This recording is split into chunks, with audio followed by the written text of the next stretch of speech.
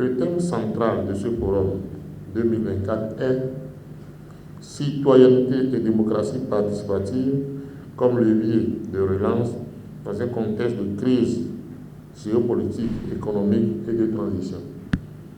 Ce forum de Cotonou donnera l'occasion aux acteurs de la décentralisation, de la gouvernance et du développement local d'échanger sur la citoyenneté, la démocratie participative afin d'élucider les enjeux actuels liés aux crises géopolitiques, économiques et de transition en Afrique.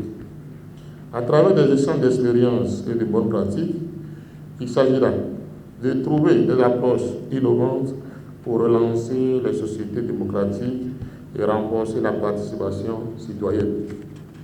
Ainsi, les objectifs fixés sont réfléchir sur la citoyenneté active et la participation démocratique comme moyen de consolidation des acquis démocratiques et de renforcement de la cohésion sociale en Afrique et dans le monde. Partager les expériences, les enjeux, les avancées et les limites des processus de démocratie participative sur le continent. Favoriser le pain bâti, l'échange sur les bonnes pratiques et la connexion entre les collectivités territoriales et différents acteurs de la démocratie participative.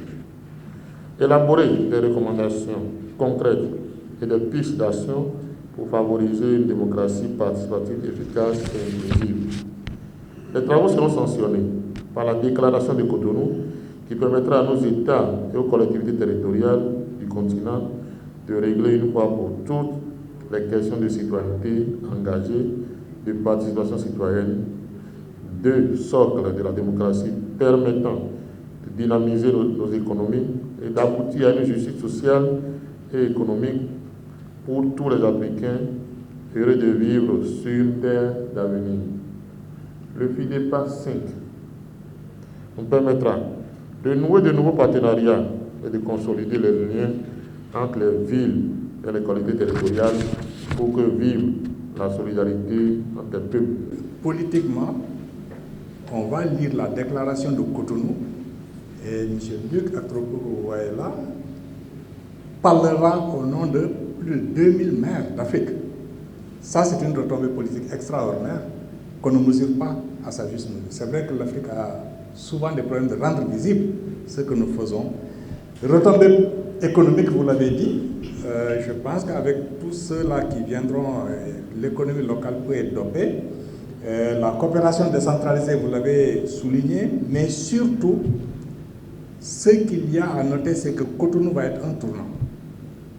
J'ai campé le contexte en prenant la parole une première fois, en disant que nous sommes dans un contexte de transition globale. Dans ce contexte de transition globale, il y a de multiples défis qui se lèvent. Il y a de multiples défis qui nous rattrapent. Et autour de ces défis, nous apporterons pendant 48 heures une réflexion profonde pour dire comment est-ce qu'on peut faire face à ces transitions-là, comment est-ce qu'on peut faire face à ces défis, et surtout quelles sont les réponses des territoires pour affronter ces défis-là. Un défi n'est qu'un défi, c'est à nous de le transformer en opportunité pour pouvoir s'appuyer là-dessus et le développer. Et donc, la déclaration qui sera lue à Cotonou va être envoyée à l'Union africaine, puisque nous co-organisons cet événement avec l'Union africaine, va être envoyée à la CEDEAO et à l'UEMOA, mais surtout, elle va être envoyée à l'ensemble des 8 chefs d'État des pays de l'UEMOA, à l'ensemble des 8 ministres en charge de la décentralisation et de la gouvernance et des collectivités territoriales dans les pays de l'UEMOA. Et donc, c'est quand même un tournant important et ça laissera de manière indélébile le nom de Cotonou dans tout ce qui va concerner le mouvement municipal, dans tout ce qui va concerner la décentralisation, son évolution et surtout comment est-ce que nous allons l'accompagner. Je pense que ça prend en compte la question qui a été soulevée aussi par l'adjoint du maire. L'Afrique a besoin d'écrire son narratif. Le gros problème que nous avons, c'est que notre narratif est toujours raconté par les autres. C'est important qu'on puisse changer cela. Et le changer, c'est aussi faire remonter à la surface ce qui se fait dans nos territoires. Ma première mission à Cotonou, c'était en 94 ou 95. Quand on voit ce qui s'est passé, puisqu'on avait un programme sous-régional qui couvrait 6 pays, et le Bénin en faisait partie, quand on regarde Cotonou aujourd'hui, on est émerveillé par tout ce qui a été fait. Et donc c'est pour moi l'occasion de féliciter le maire, de féliciter les autorités à haut niveau, puisque je sais qu'en Afrique, quand on parle de décentralisation, c'est bien, mais très souvent, là où l'impulsion vient, là où le soutien, l'accompagnement vient, c'est au niveau de l'État.